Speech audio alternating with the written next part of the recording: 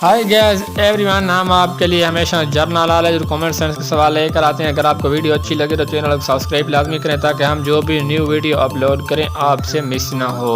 तो चलिए video start करते हैं।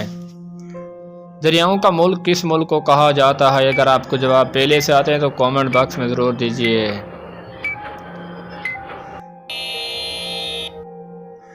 बांग्लादेश को।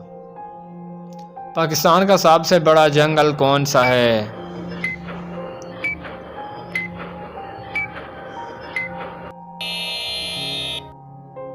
छांगा मांगा। शहद की मक्खी की कितनी आंखें होती हैं?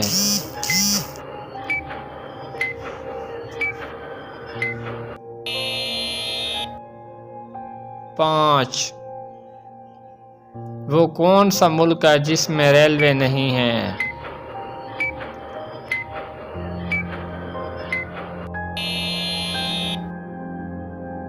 अफगानिस्तान।